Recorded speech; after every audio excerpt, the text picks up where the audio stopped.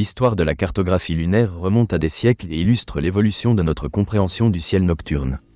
Depuis les premières observations jusqu'au lancement des missions spatiales, la perception humaine de notre satellite naturel a profondément changé. En suivant cette évolution, nous découvrons des avancées technologiques ainsi que des curiosités fascinantes qui ont guidé des générations d'astronomes et de cartographes. À l'origine, la cartographie lunaire a commencé avec l'œil nu. Les civilisations anciennes, comme les Égyptiens, les Mésopotamiens et les Grecs, ont observé la Lune. Ils ont tenté de comprendre ses cycles et ses phases. Les astronomes grecs, tels que Ptolémée, ont utilisé des observations systématiques pour créer des catalogues, y compris de la Lune. Ces premières cartes, bien que rudimentaires, ont posé les bases de la cartographie céleste. Avec l'invention du télescope au XVIIe siècle, la cartographie lunaire a connu un bouleversement. En 1609, Galilée utilisa son télescope pour observer la Lune et fut le premier à publier des dessins de sa surface. Il découvrit des montagnes, des cratères et des mers, appelées ainsi en raison de leur apparence sombre. Les cartes de Galilée, bien que simplistes, ont ouvert la voie à une représentation plus détaillée. Au XVIIIe siècle, la cartographie lunaire a continué d'évoluer grâce au travail d'astronomes comme Johann Heinrich von Mädler et Joseph Nicolet. Ils produisirent des cartes plus précises, basées sur des observations télescopiques. Mädler, par exemple, créa une carte de la Lune en 1830, qui fut remarquable pour son époque en nommant des caractéristiques lunaires. Le XIXe siècle a marqué une avancée majeure avec les premières images photographiques de la Lune. Ce progrès a révolutionné la manière dont nous percevons et représentons notre satellite.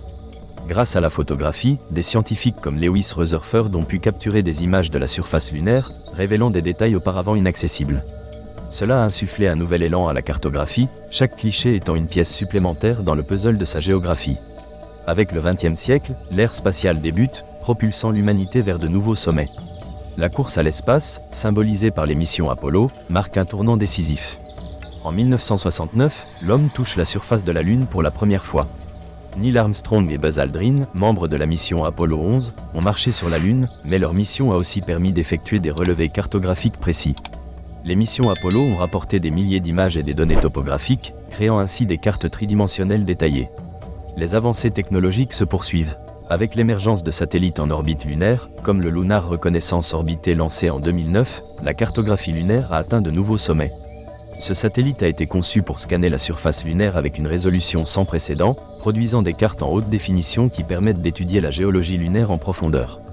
Les résultats des missions récentes révèlent des détails fascinants sur la surface de la Lune. Des structures géologiques, des cratères d'impact et des séquences de lave sont désormais cartographiées avec précision. À travers l'histoire, les cartes de la Lune témoignent de la curiosité humaine à explorer l'inconnu. Elles illustrent un besoin de nommer, de catégoriser et d'expliquer le monde qui nous entoure. Les cartes lunaires ont contribué à la science et ont eu un impact sur l'art et la culture. Des poètes et des peintres, comme Caspar David Friedrich, s'inspirèrent de la Lune pour évoquer des thèmes de l'infini et du sublime. Aujourd'hui, l'intérêt pour la Lune ne faiblit pas. De nouvelles missions internationales sont en préparation, comme le programme Artemis de la NASA, qui vise à renvoyer des humains sur la Lune. L'objectif est d'établir une présence durable et de préparer des missions vers Mars. La cartographie lunaire joue un rôle essentiel. Une meilleure compréhension de la surface est nécessaire pour identifier des sites d'atterrissage sûrs, exploiter les ressources et planifier des infrastructures. La cartographie lunaire est en constante évolution. Chaque avancée technologique nous rapproche de l'inaccessible. Les images fournies par les satellites offrent une vue presque photoréaliste de la Lune, mais tant de mystères restent à percer. Les scientifiques continuent d'analyser des données et d'affiner nos cartes. Chaque découverte soulève de nouvelles questions, et chaque sonde lancée enrichit notre connaissance des merveilles de notre satellite. Ainsi, l'histoire de la cartographie lunaire se dévoile comme un récit captivant. Elle souligne non seulement l'évolution des techniques, mais également notre quête incessante de savoir. À travers les âges, la Lune a fasciné l'humanité. Les cartes lunaires, reflets de cette fascination, sont des outils scientifiques essentiels, mais aussi des objets d'art et de culture. Elles témoignent de notre désir de comprendre le cosmos et de cartographier l'infini. Ce chemin, parsemé de découvertes, d'innovations et de rêves, continue de nous entraîner vers de nouveaux horizons.